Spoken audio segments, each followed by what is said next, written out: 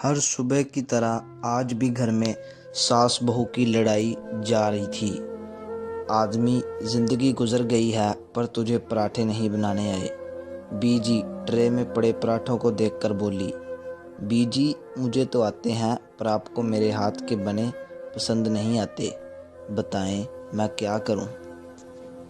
حلیمہ میں بنایا کرتی تھی تو لوگ کھاتے رہ جاتے تھے، اللہ میرے بیٹے کو جنت الفردوس میں جگہ دے، کہتا تھا بی جی آپ جیسے پراٹھے حلیمہ کو نہ بنانے آئے۔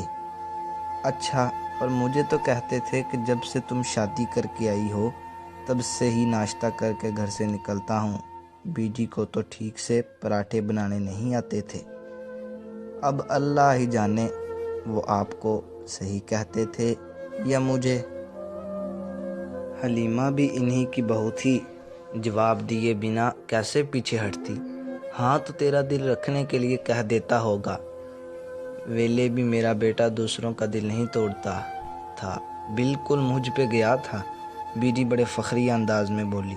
آپ نے کب دل رکھا ہے میرا؟ ہر روز صبح صبح ہی باتیں سنانے بیٹھ جاتی ہیں، آپ کی تو صبح ہی نہیں ہوتی جب تک آپ مجھے جلی کٹی نہ سنا دیں، رسنا دیں، حلیمہ بیگم نے چیخ کر کہا۔ اس سے پہلے بی جی کوئی جواب دیتی کمرے سے نکلتی ہوئی عائرہ فوراً بولی، بس کر دو، آپ دونوں صبح صبح ہی شروع ہو جاتے ہو، اٹھ گئی تو چلو شکر ہے، ایک میں رانی تو اٹھی۔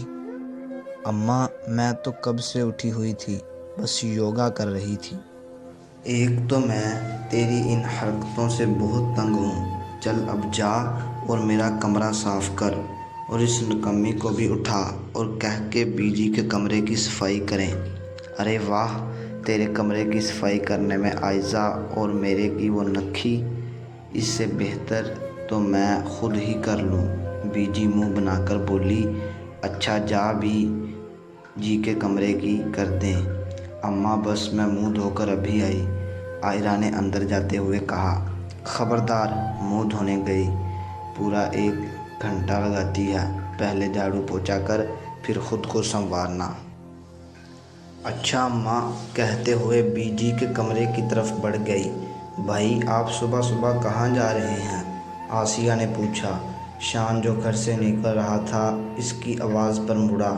وہ میں تائی کی طرف جا رہا تھا، پر کیوں، خیر ہے نا؟